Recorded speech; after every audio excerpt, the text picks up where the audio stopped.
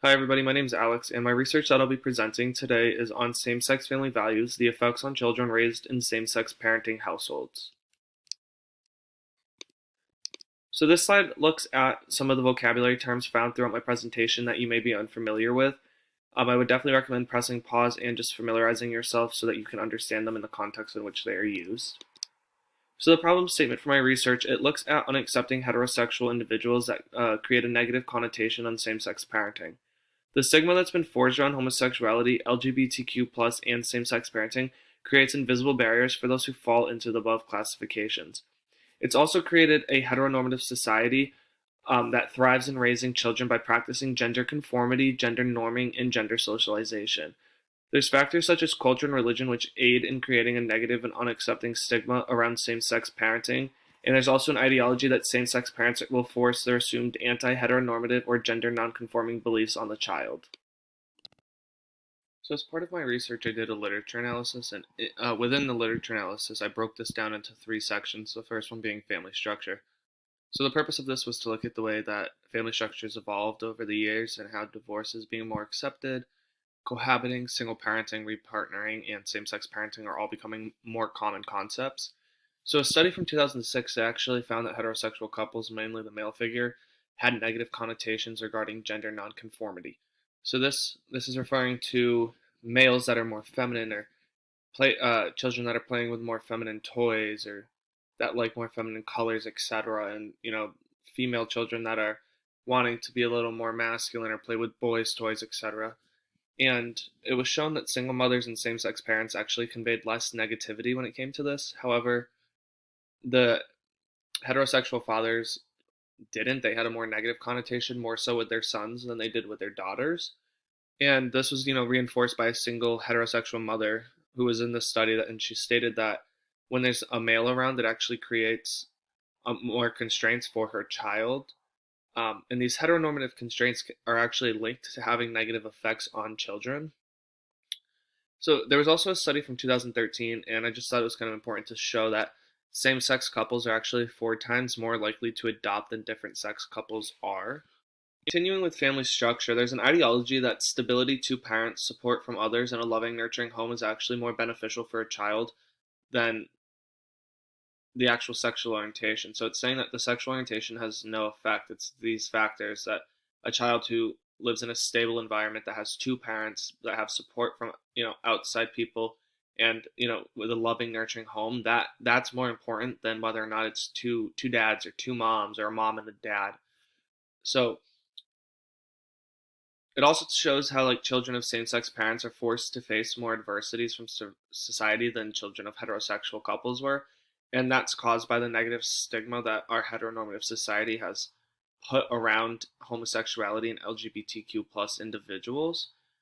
So it also goes to talk about factors such as parent-child relationship, economic and social stability, and how these are more significantly likely to affect children than again gender, sexual orientation, or gender identity.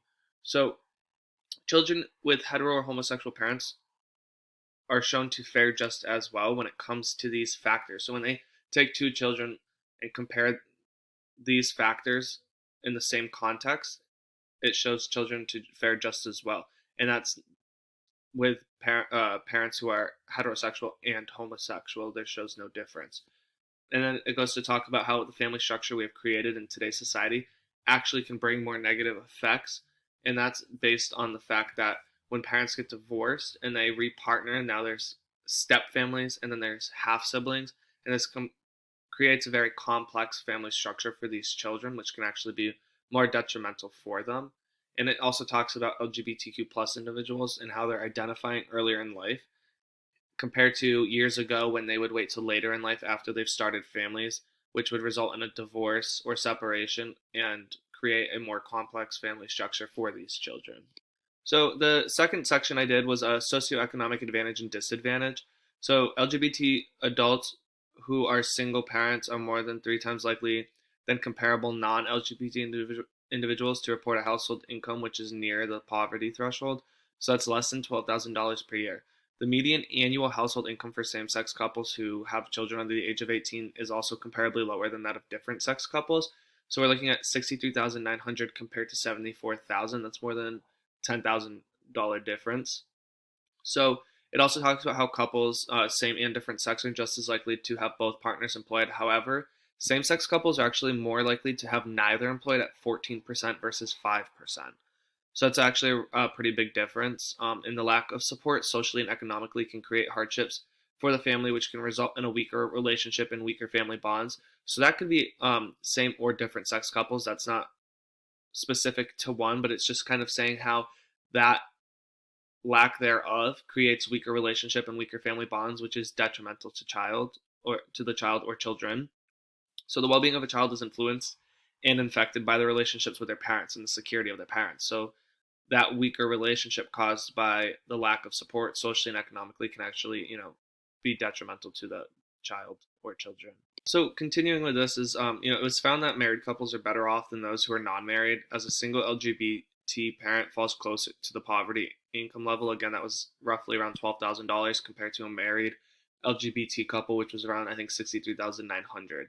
So a large population of people who are living a more complex lifestyle caused by repartnering, having step families, whether it be through marriage or cohabiting, are a result of an already disadvantaged family. So this large share of children that are being born into fragile families may reinforce racial, economic, and social inequalities in the U.S., which again is detrimental to the well-being of the child. And this stability of social economic status and support in relation to the family is an important contribution to the well-being of children. So by bringing these children into fragile families or already disadvantaged families, we're not doing them any favors, as it's not contributing to their well-being. This creation of instability and a disadvantageous lifestyle has a direct impact on the well-being of one's child or children, regardless of if it's a same-sex or different sex household. So my third and final topic of my literature analysis focused on heteronormativity and gender nonconformity. So the belief of heteronormativity and gender conforming creates restraints and stigmas for LGBTQ plus individuals and same-sex parents. So the study that was done in 2016, it created a 5-phase process that would help to transform the pedagogy of a family theory as we know it, so that it would be more inclusive and diverse, and it would incorporate concepts such as intersectionality and queer theory. So the lack of theory classes incorporating queer theory and intersectionality allows us to continue to educate our youth with heteronormative perspectives and ideologies. This is in return going to continue to populate a society of stigma and constraints for LGBTQ plus individuals and families. The incorporation into our education system would challenge the heteronormative structure we have built and live by, which not only advocates for heterosexism, but also patriarchy and elements of racism and class othering. Heterosexual fathers claimed they would feel they failed as a father if their son turned out gay, as they would feel they were not able to instill masculinity into their sons. What's this doing is creating constraints, and it's actually having this child suppress potential feelings or thoughts of maybe being not heterosexual because they're not comfortable coming out to their father because they don't want him to be disappointed, or they don't want to be like an embarrassment to the family or what have you. So that's actually going to be detrimental to this child's well-being because now they're suppressed because of a father's heteronormative viewpoints. So continuing on this topic, when males stray away from masculinity and more towards feminine icons, it's often where the line is drawn and parents' responses become more negative, again, more so with the male figure in their life. We see this more with the sons than we do with the daughters, and that's the negative responses of the gender nonconformity. So this boundary that's created by parents is a crucial constraining obstacle that limits their sons' options, which creates more inequality between the genders and bolsters heteronormativity. So a study that interviewed non-heterosexual individuals shows that they use the gender buffet with their children so that they can express themselves. So what this does is it lays out a variety of items that could be both feminine and both masculine, and it allows the child to select what is going to allow them to express themselves for who they are without them being limited or constrained. So a large majority of these parents claim that they were doing so to emphasize the importance in countering the heteronormative paradigm that exists, which in return could restrict their child from realizing what their innate potential is. I'm not going to read this whole slide just because it's kind of long, but if you want to pause, explains the way I did my data analysis. This is the methods for that, so feel free to do so. And again, this is just my methods continued. I'm not going to be reading this, but definitely pause that so you can get an understanding for why I did what I did. This is the results from my data analysis. Again, I'm not going to go super in depth just because it would take a lot of time, but definitely pause, read the description for table one. It has a key and it kind of breaks down what I'm doing. But essentially, I'm looking at the 10 most populated same-sex parenting states and then looking at their protection via non-discrimination laws. So in regards to the key, LGB means that the law protects only sexual orientation, and LGBT protects both sexual orientation and gender identity or expression. As you can see, it's kind of eye-opening. The 10 most populated states for same-sex parenting have very little protection via non-discrimination laws.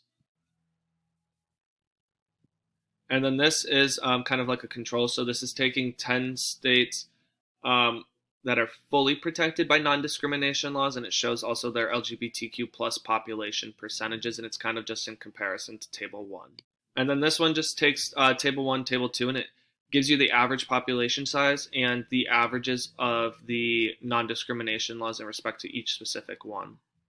And then lastly here, again, I'm not going to read this whole paragraph just because it is long and there's a time constraint here, but definitely pause and kind of read the limitations to this specific research that I did. And then lastly, this is just my references. If you want to check any of them out, please feel free to do so. I will also be attaching a link to my research paper below if you would like to read, get more in-depth information and kind of learn a little bit more about this topic. Thank you for taking your time and watching my video. I greatly appreciate it.